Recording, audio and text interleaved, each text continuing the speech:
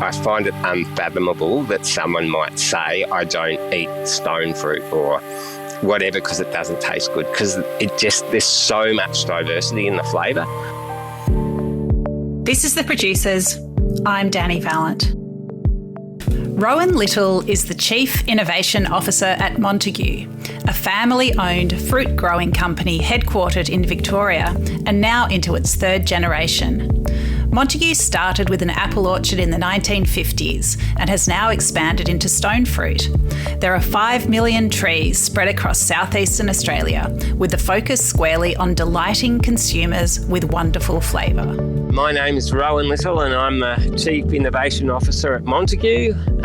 So Montague is a grower of all sorts of fruits, stone fruit, apples, citrus, grapes and cherries. Where our head office is located in Narre North, but we've got about 8 orchards spread across southeastern Australia. So Montague was started in 1948. It was started by Bill Montague, who's still alive today. And he bought this property that we still farm today out at Narre North in the 1950s and planted some apples. Someone suggested to him, before that he used to be a market gardener and grow vegetables for hospitals and whatever, but he decided, for good or for ill, to plant some apple trees on our property at Narre North, which is about 40 kilometres from Melbourne. And we've been growing apples on this site ever since, to this very day. And, over the years, he had 3 sons and they all got involved with the business in various elements, and the business grew, planted a lot of apples on 10 different sites around Victoria and then into New South Wales and Tasmania. And then in the 1990s, the company decided to diversify and got into stone fruit. And then just recently we've acquired some grapes and citrus, and some cherries. So, yeah, it's into the third generation now. So the third generation family members are Scott Montague's running the business, and Tim, his brother, is running our production, our orchard business. And then Hamish is their cousin. He runs our business up in Brisbane. So, yeah, it's still very much a family-owned business that's really committed to primary production of fruit, is really what it's all about. With fruit that flowers, fruits and ripens through the seasons, there's never a quiet month at Montague.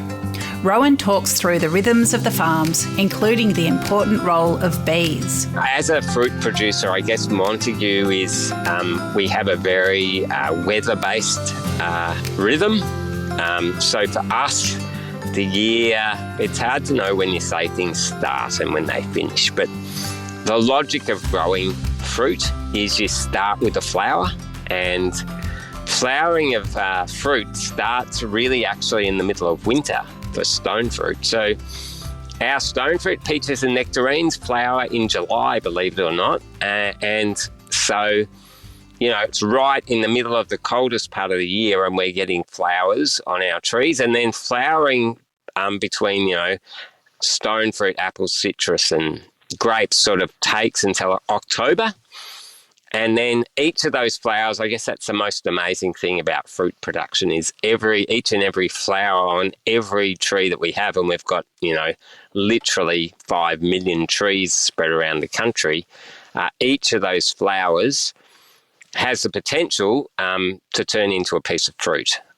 So, in the act between July and September, we bring a whole lot of bees into the orchard, and the bees, so basically for most of our product, we require pollen from another plant to pollinate, and then that creates a fruitlet.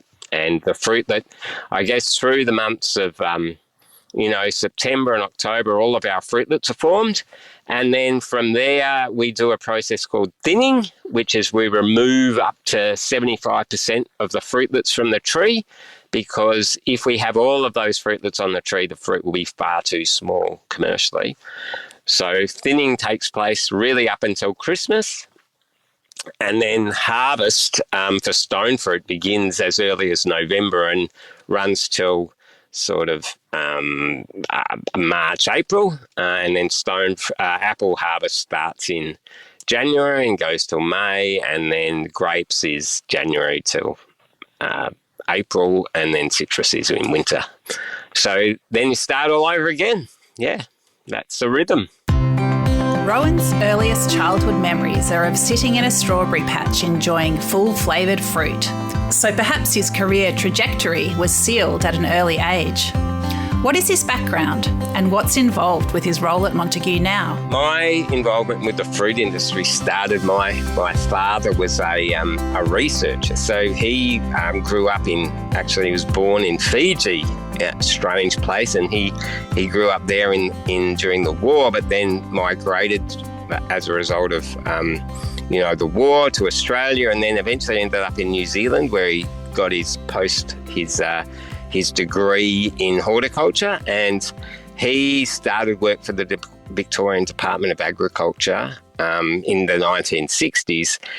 And he also started a little market garden where he grew strawberries in the Dandenong Ranges in Victoria, in Melbourne. And we supplied strawberries. So my earliest memories as a child was summer sitting in the strawberry patch chewing on beautiful strawberries that we would supply to restaurants and whatever around the area. So that was my exposure, and I guess you get a love affair with fruit from that moment. So all of those memories of full flavoured, and Dad used to always bring in all these exotic new strawberries, and we'd sample them and we'd decide which ones we liked. And then from there I worked in retail for a little while, again in fruit and veg, so sort of got involved there. And then, from there, with all of that background, I came to Montague as a bit of a green, 20-something, and I've done all sorts of jobs here over the years since then.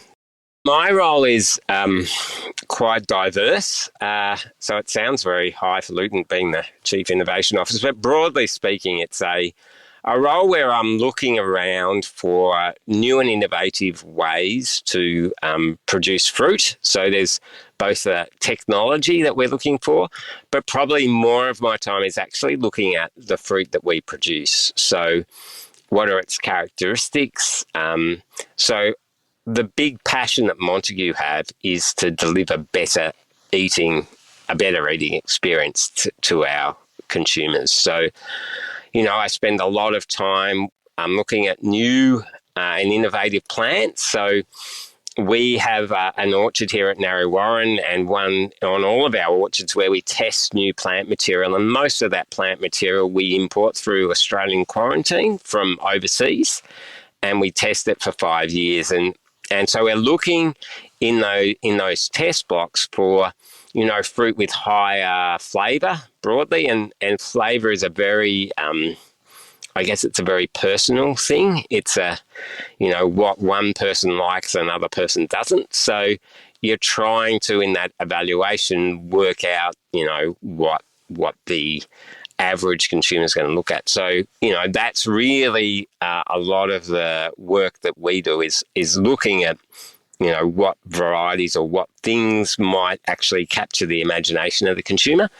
And then from there, my work is about, how do we turn an idea, which is one tree, into enough fruit to supply the Australian and international markets. So then that becomes, orchard planning and all of that sort of stuff. So, yeah, it's quite a diverse and interesting role. But one that's, I guess the exciting thing is you get to visit a lot of really interesting places and see, the cutting edge of what's going on in plant breeding around the world. Plums are a passion at Montague, but the team lamented the underwhelming plums that were often sold to Australian consumers. Rowan made it his mission to source and grow irresistible plum varieties, turning an old person's fruit into something modern eaters look forward to and seek out. So probably our most famous branded stone fruit is we found these plums. So plums are one of those things that I think generally it's an old person's fruit. And, you know, a lot of consumers you talk to go, oh, yeah, the guy used to love plums. They were in the backyard and I'd go and pick them and they were ripe and sweet and soft. And, you know, people have this memory of a plum tree in the backyard. So we were really lamenting the fact that a lot of the plums you bought in store were very small, they were very tart and hard, and they had no juice, and we really wanted to revive the category.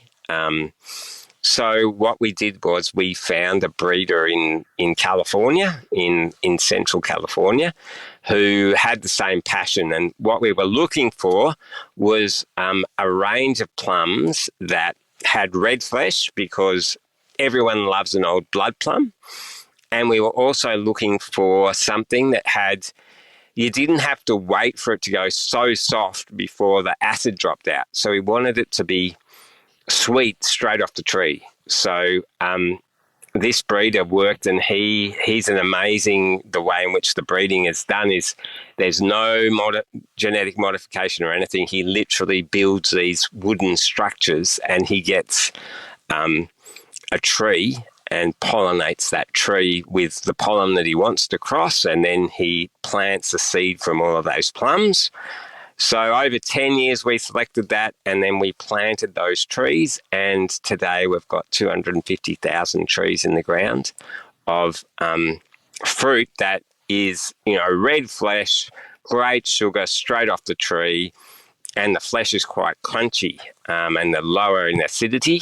And we've been selling those, you know, under two brands in the Australian market. So we sell them as crock eggs to Woolworths, and then on the wholesale market and to other retailers as the Montague tree plums. And that's been a passion of mine probably for close to 20 years now, trying to bring that to life. Eating a plum is easy, but growing a perfect plum is complicated.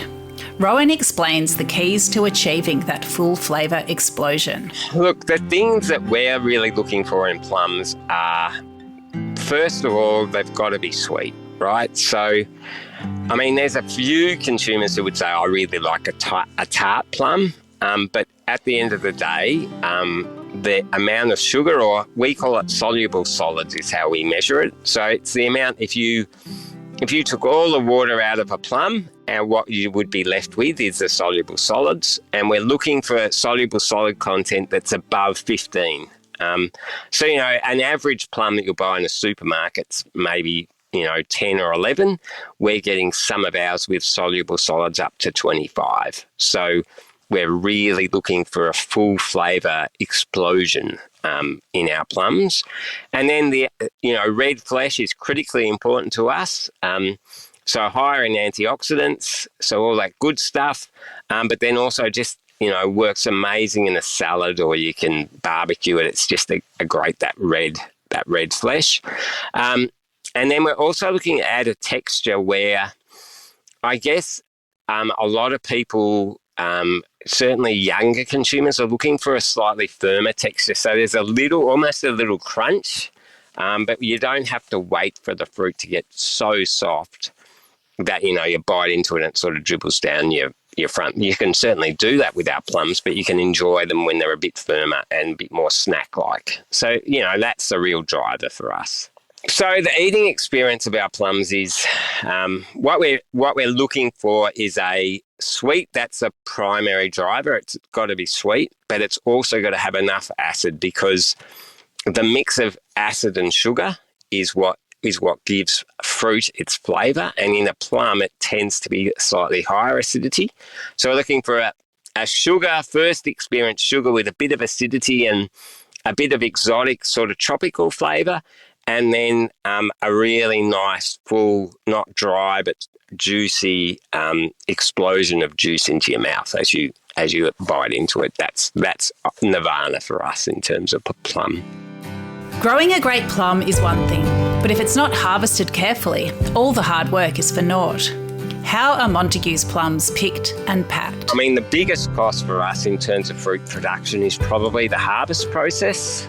And there's a couple of reasons for that. But the main reason is that fruit, when it's ripe on a tree, is profoundly brittle, not brittle. It's just it needs to be cared for in such a such a way as to not bruise or damage the fruit.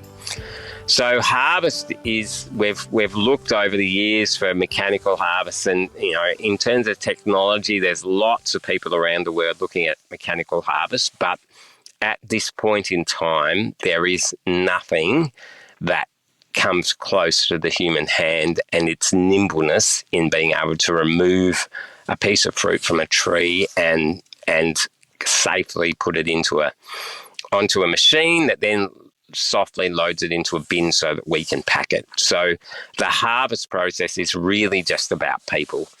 It's about getting people, training them to use, ladders and whatever, and then we have a lot of picking platforms. So the old way was you'd pick into a bag and then you'd empty the bag into the bin.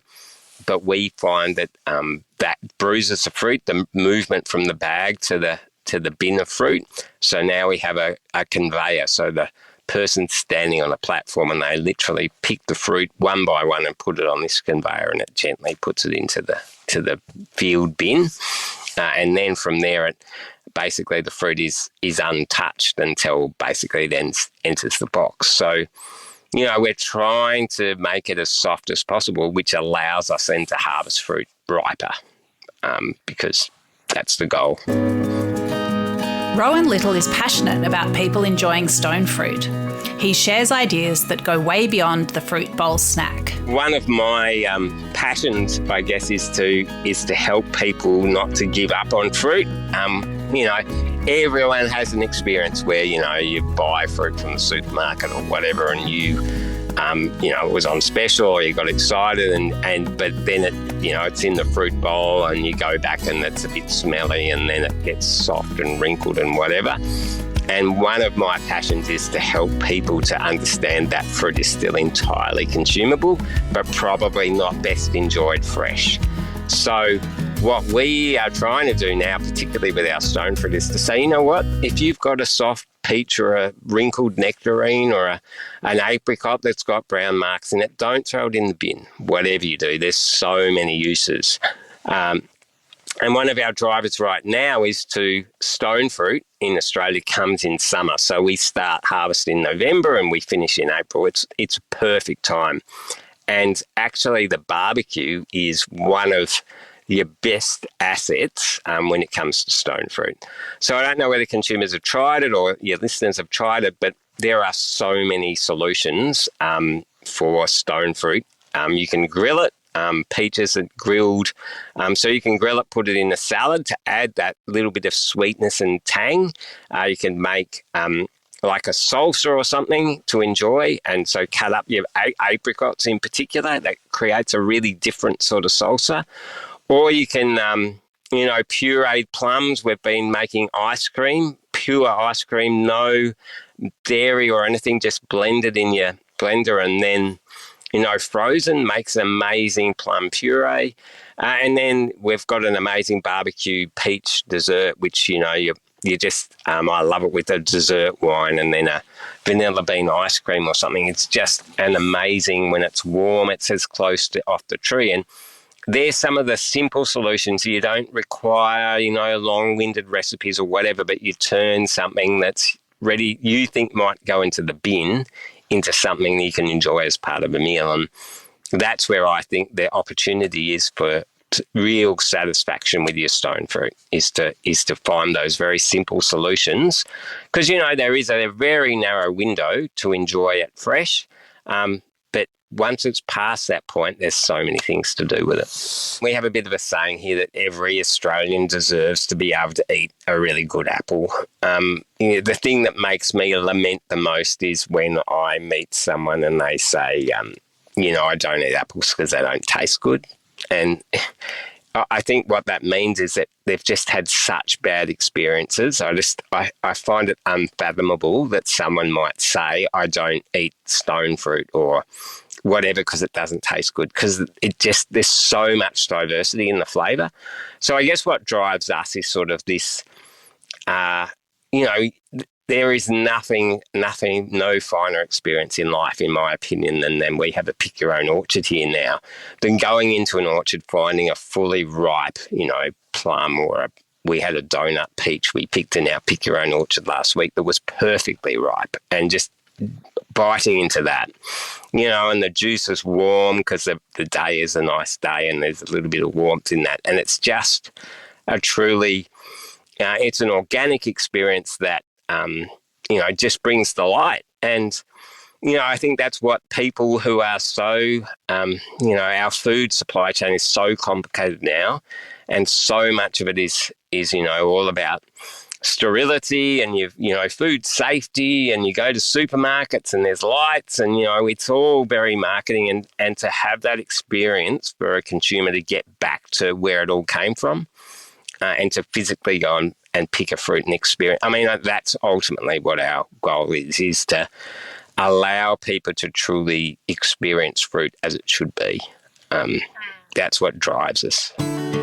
When you're running a business that employs hundreds of people, sustainability has to be viewed holistically, with social, ethical and economic elements as well as environmental. The whole notion of sustainability is a really interesting and fascinating thing for me. We tend to throw sustainability around in terms of environment and in terms of climate change and carbon, all of that. But sustainability is I think, in its fullest and truest sense, something that we really have to drive at, and it's got a social element and an ethical element as well as an environmental. So for me, true sustainability is yes, it's got to pay its way, right? And look, ultimately, farmers and everyone are in business to, make money, and we make our livelihood, and lots of, Montague employs hundreds of people, and their livelihood is based upon that. But to be truly sustainable, I think you've got to provide that economic return. But, I'm really proud of the fact that our farm at Narre North, we've been farming on the same site in the same soil for 70 years, and it's still the same today. So sustainability has to have that environmental element to it. It has to be that the earth and whatever, you keep reviving and it keeps returning. It's not an exhaustible resource, it's an inexhaustible resource. The challenge, I think, now for us is to actually take it to the next step and to say, how can we regenerate this land? How can we actually improve the soil and improve the biology, and with planting 5 million trees, we suck up so much carbon, so we have a role in sustainability. But that's ultimately where I think we want to get to is to be truly sustainability, but also this regenerative thing. We want to be able to regenerate the land that we're on, and regenerate the ecosystems, and regenerate the people who are involved in the process. That's true sustainable practice, I think.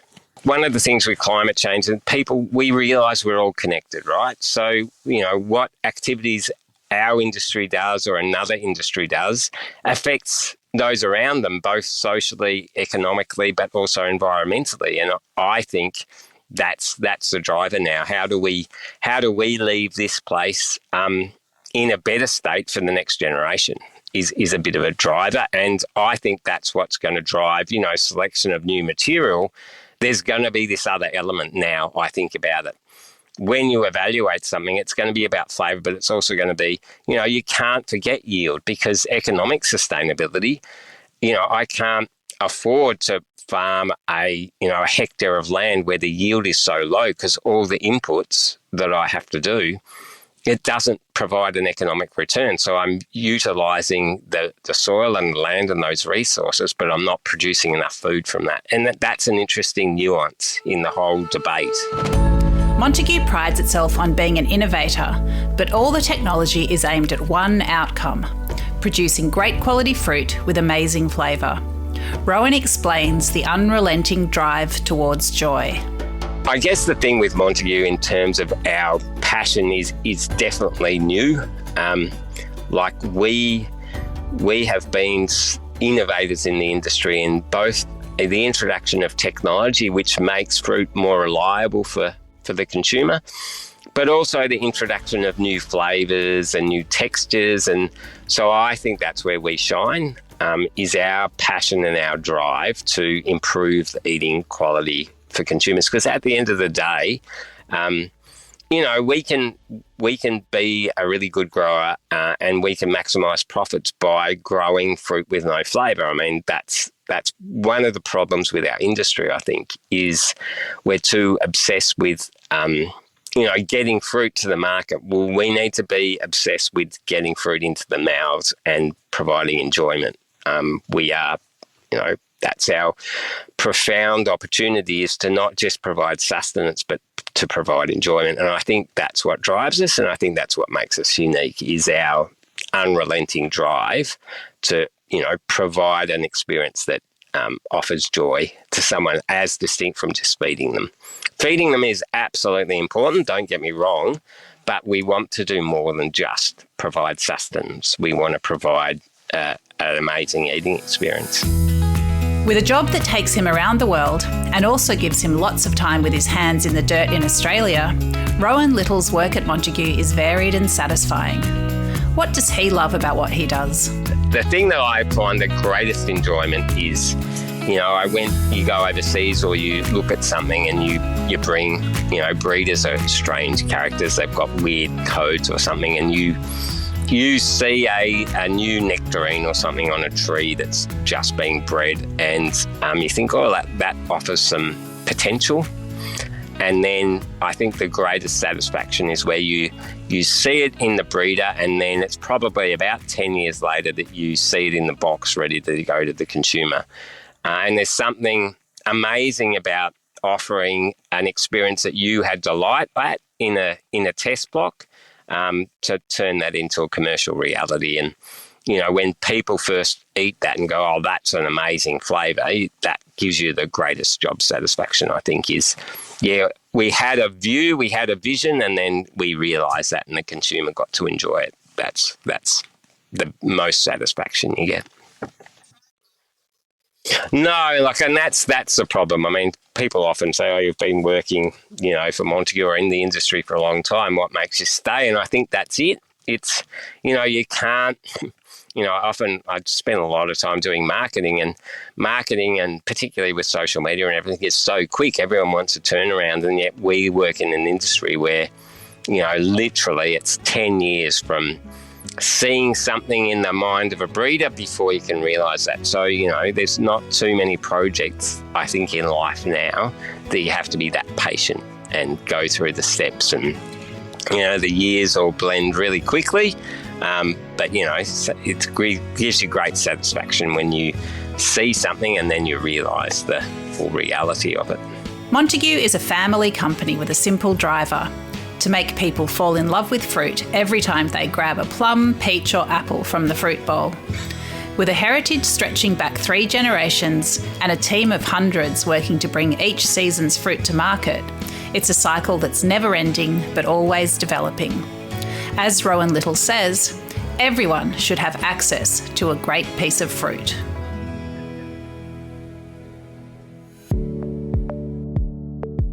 This is The Producers, a Deep in the Weeds production.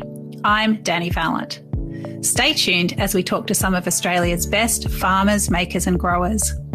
Follow us on Instagram at Producers Podcast or contact us via deepintheweeds.com.au.